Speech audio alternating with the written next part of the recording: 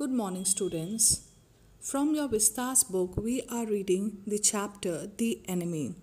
Yesterday, we read that how Dr. Sadao very honestly tells to the general the story regarding an American POW washed ashore in front of his house and how he had successfully operated on him.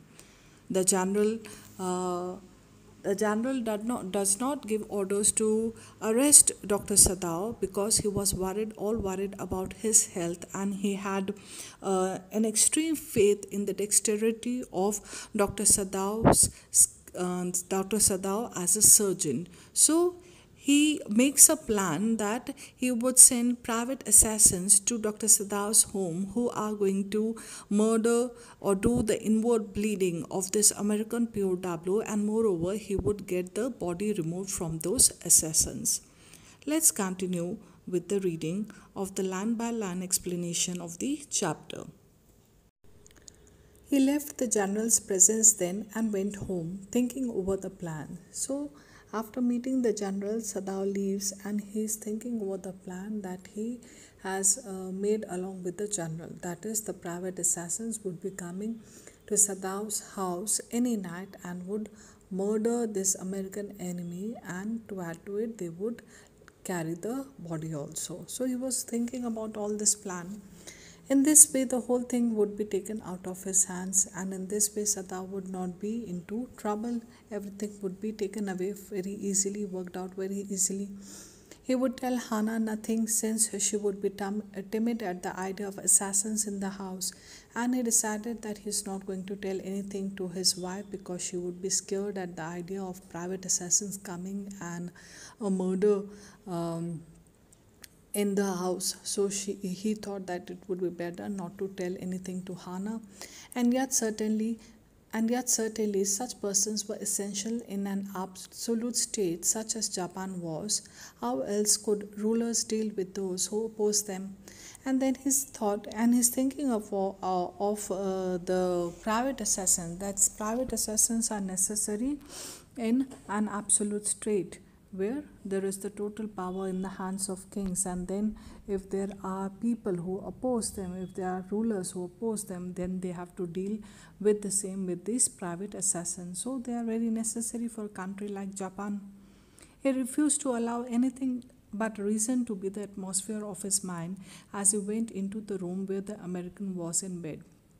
So he thought that it would be better I do not think about anything about this the murder being taken place or anything, but the reason that this American is an enemy. And then he goes into the room where the American lay asleep.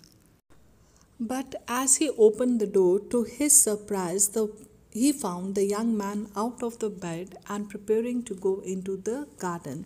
So as Dr. Sadao enters this American soldier's room, he was surprised to see that this young man was moving into the garden. "What is this?" he exclaimed. "Who gave you permission to leave your room?" So Dr. Sadao was very much surprised, and he questions him that with whose permission you are leaving the room. "I'm not used to waiting for permission," Tom said gaily. So this American soldier, that is Tom, he said happily that doing anything I do not wait for any permission. I'm not used to asking for permission doing anything. Gosh, I feel pretty good again. But will the muscles on this side always feel stiff? So he's happy to recover slowly. And then he says that the muscles on the lower back are stiff, they're rigid. "Is it so?" Sadao inquired, surprised. So Sadao was surprised that the person is having certain pain, or the muscles he feels are stiff. He forgot all else. So he forgot. He forgot what? He actually forgot that he had been to General's palace, and he had been making a plan to get him murdered by the private assassin. So he simply forgot that, and he started inquiring into the wound of this person. "Now I thought I had provided against that," he murmured. So in a very low voice he says that I have provided the stuff required for your recovery. He lifted the edge of the man's shirt and gazed at the healing scar. So he lifted his shirt and just investigates the wound and the scars. Massage may do it, he said, if exercise does not. So Dr. Sadao says that if exercise is not helping you, then with massage you might feel much better.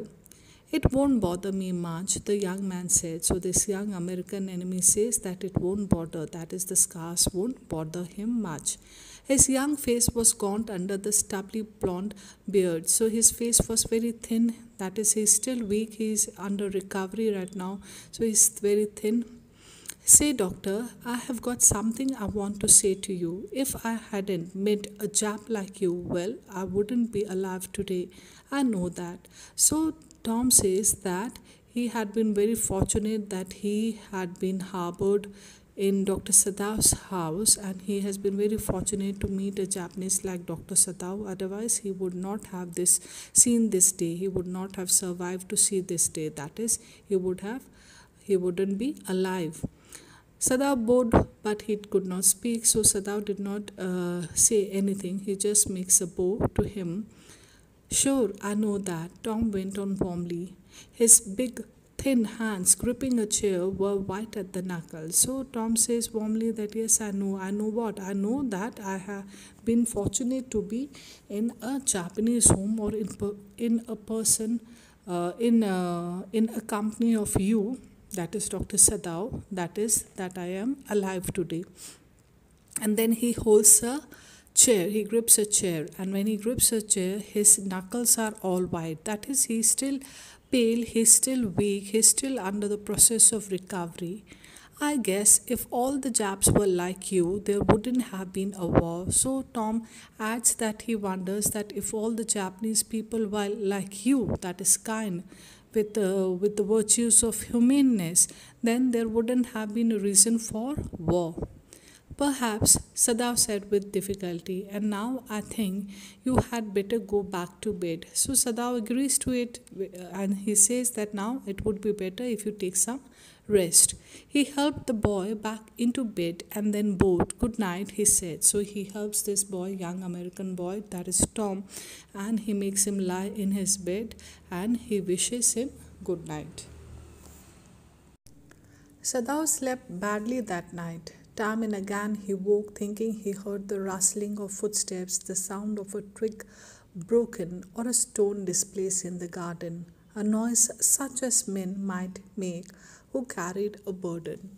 So Sadao was restless throughout the night. Why? Because he was expecting the assassins to come and carry the American soldier's dead body.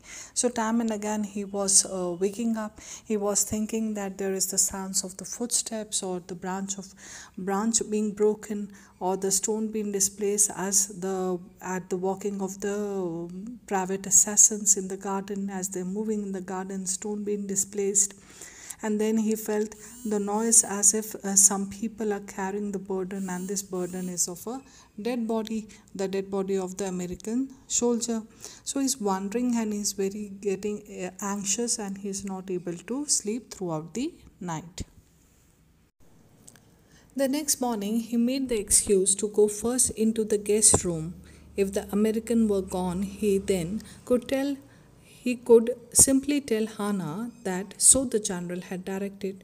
So the next morning, as he was very excited that the American might have left, his body might have been carried by private assassins, so he made an excuse to Hana to go to the guest room, that is the American person's room. And when he enters, he thought that if the American were gone, he could tell Hana. So he thought that if the American person, this Tom, had left, that is the private assassins have removed his body, then he is going to narrate to Hana what the general had directed. But when he opened the door, he saw at once that there on the pillow was the shaggy blonde head. He could hear the peaceful breathing of sleep, and he closed the door again quietly. So as he enters the door, he sees that the American soldier, that is Tom, he was sleeping, and he could hear very clearly his peaceful breathing. So he closes the door and leaves quietly.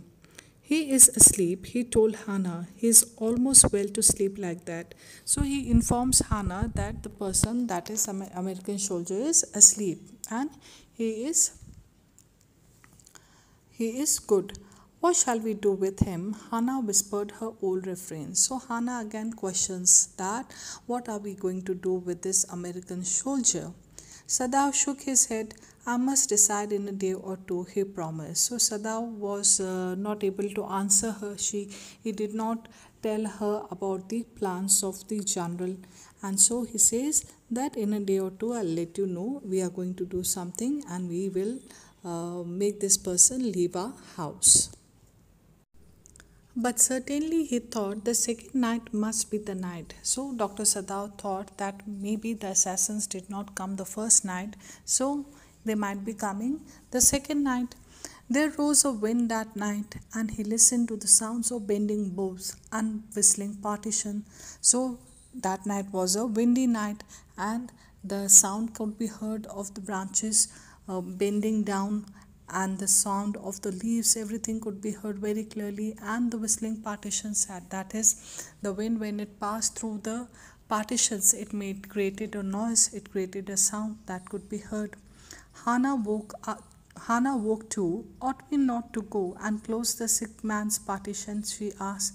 So Hannah also woke and she asked Sadav that we should go and close the partition of that person, the sick man, that is the American man. No, Sadav said, he is able now to do it for himself. Sadav said, no, that is, the person is feeling good, he has recovered and he is capable to close the partition of his room. But the next morning, the American was still there, and again Sadav moved to the American person room the early morning to check whether the assassins have taken his body. But then he saw the American soldier was still there in his room. Then the third night, of course, must be the night. So Dr. Sadav thought that if the private assassins couldn't make it for the first or second night, they would definitely come the third night. And he was expecting them to come to kill the American enemy and take away his body. The wind changed to quiet rain, and the garden was full of sound of dripping eaves. Eaves means the edge of the roof, and running springs. So the third night, the wind was, the weather was changed, and it was raining. The garden was full of noises as the water dripped from the roof, and tiny rivulets flowed through the garden.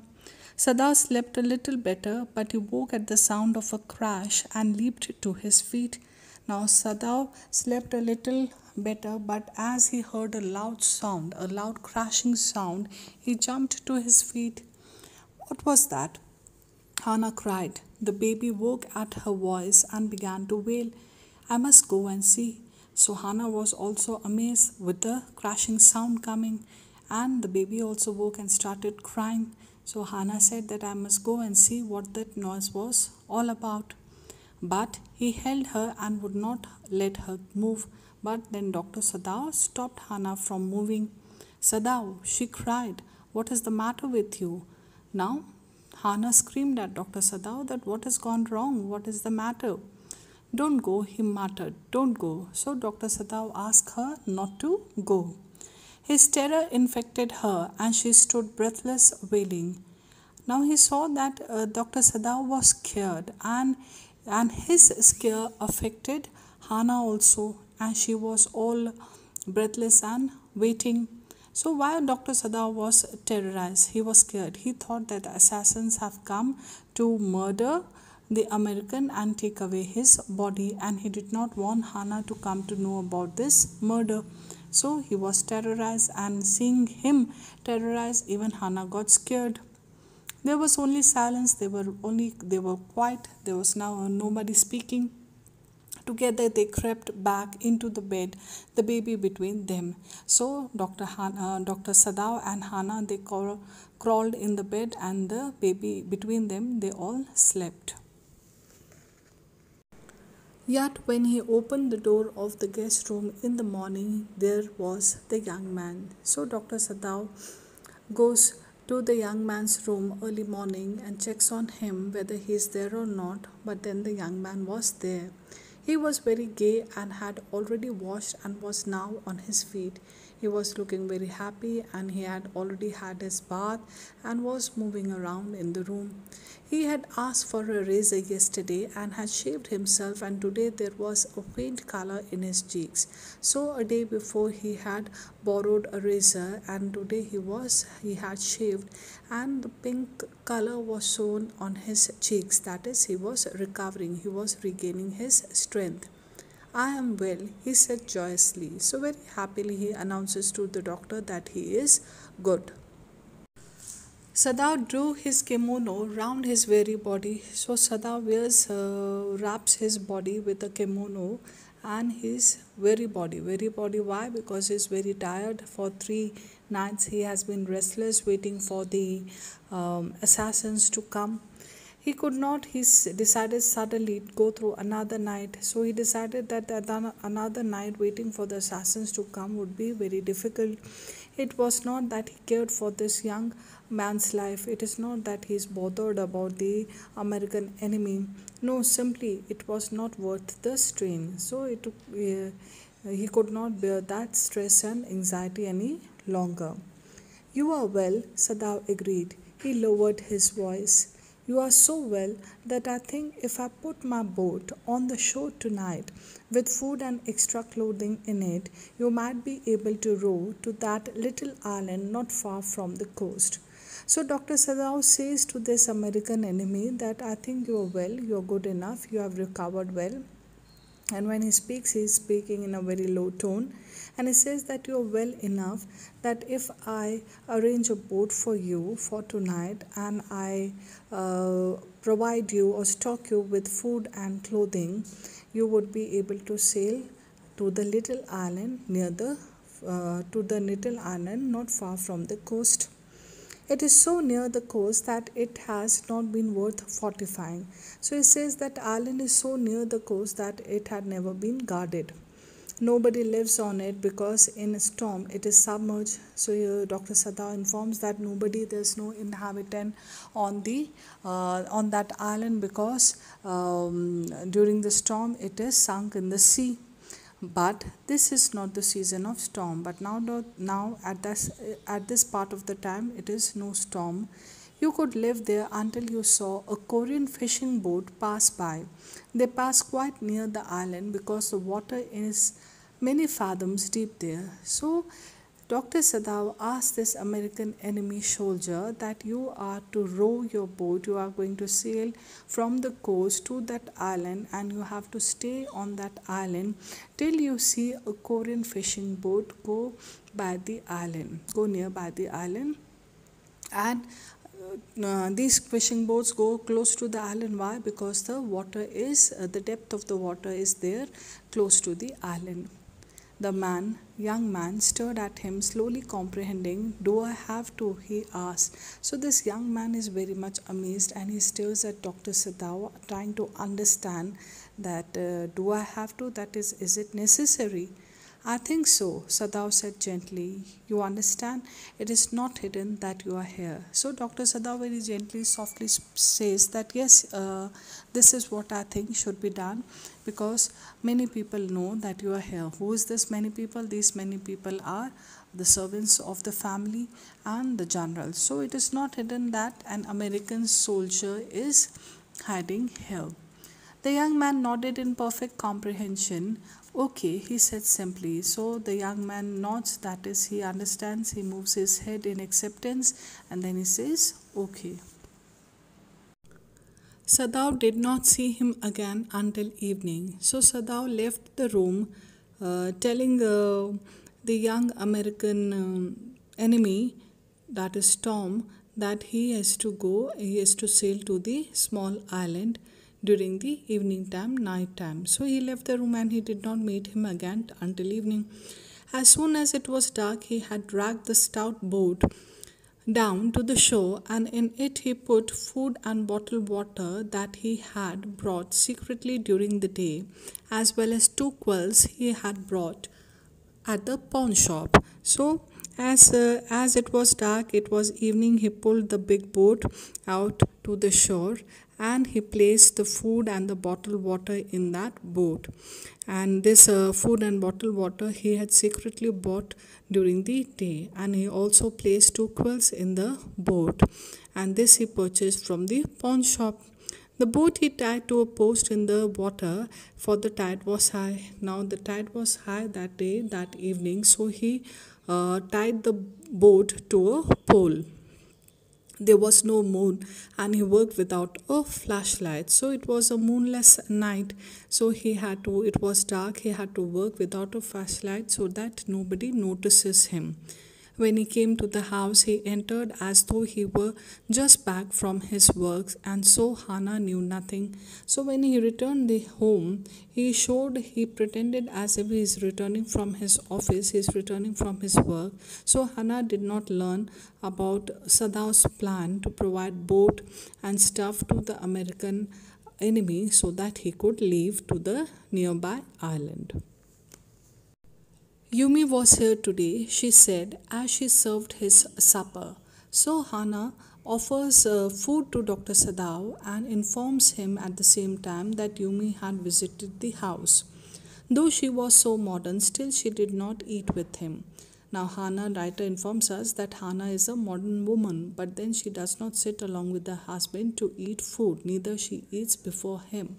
So she is modern, but then we have already been told earlier through the chapter that Hannah was all very much into the Japanese culture and rituals, so she eats only after the husband had had his food. Yumi cried over the baby. She went on with a sigh. She misses him so.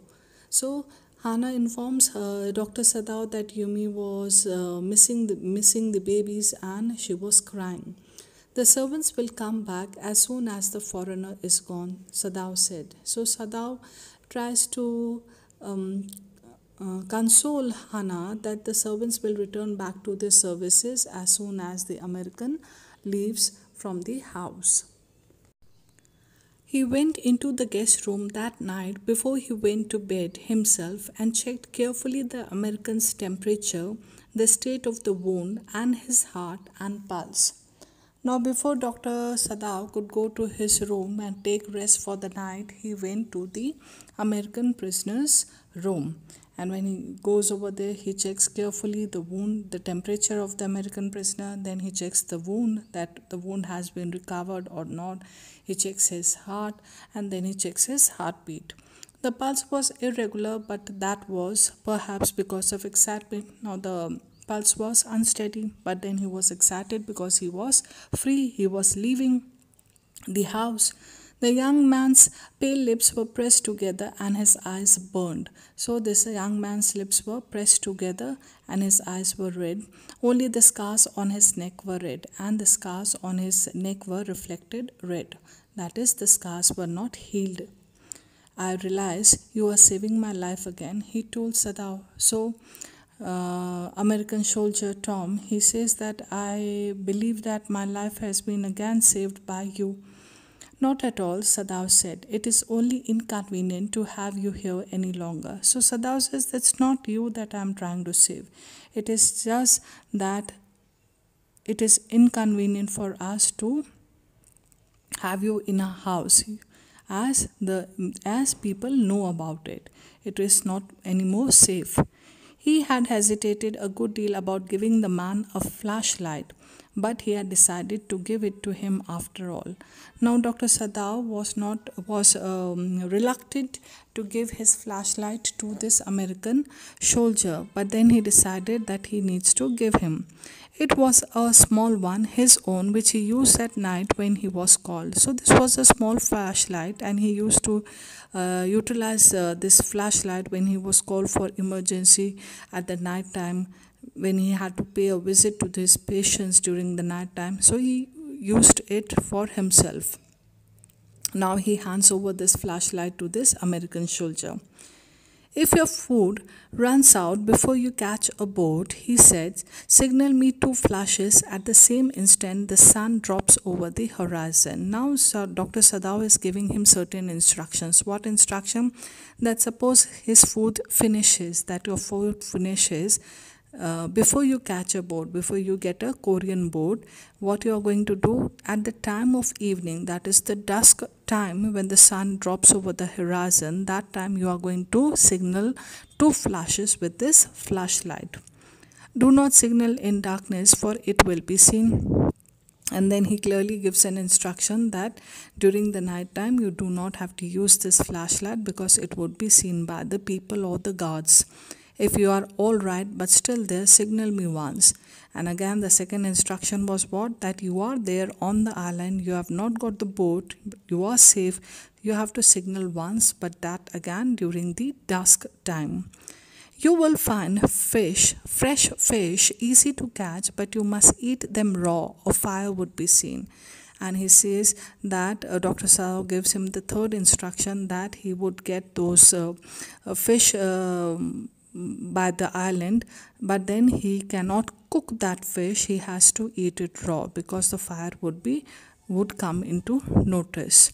Okay, the young man breathed. So the young man drew a breath and he said, okay, he listened to the instruction of Dr. Sadao, the usage of flashlight, and not to eat, had to eat a fish, that is a raw fish, not to cook and eat it. So all sorts of instruction, he listens to him, to the doctor, and he says, okay.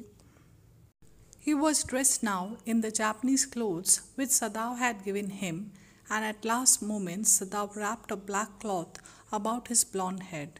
So Dr. Sadao gives him a Japanese dress, that is a kimono, to wear so that nobody notices or comes to know about his identity, and to cover his blonde head, that is a golden color hair, he wraps his head with a black cloth. Now Dr. Sadao said, so Sadao instructed that this is an appropriate time that you should leave. The young American, without a word, shook Sadao's hand warmly and then walked quite well across the floor and down the steps into the darkness of the garden. So the young American did not say anything. He was speechless. He just shook hands with Dr. Sadao as he has saved his life, and he quietly goes from the floor to the steps and into the darkness of the garden. Once, twice, Sadao saw his light flash to find his way, but that would not be suspected. So, this American person, this American POW uses this flashlight to search for the way towards from the garden to that boat. Boat that is tied on a post near the coast. So he's searching his way. He uses this flashlight, but then it would not be doubted by anybody. He waited until from the shore there was no more flash. So Dr. Sadao waited from that there's no flashlight reflected from the shore, and the American person Tom has boarded the boat. Then he closed the partition. That night he slept. And then Dr. Sadao closes the partition, and that night he slept peacefully. He slept relieved that he has got rid of this person. He has got rid of the American enemy. You say the man escaped, the general asked faintly. He had been operated upon a week before, and an emergency operation to which Sadao had been called in the night. So, General had to undergo an operation, and this operation had happened a week before, and Sadao was called for this emergency operation during the night time. For 12 hours, Sadao had not been sure that the general would live. So, for 12 hours, the condition of general was very critical. Even Sadao was not sure that this general would overcome this pain and he would survive or not. The gallbladder was much involved. The gallbladder was much affected and had to be operated. Then the old man had begun to breathe deeply again and to demand food. And the general, after his operation, asked for food. He started eating food and started breathing deeply. Sadao had not been able to ask about the assassins so far as he knew they had never come.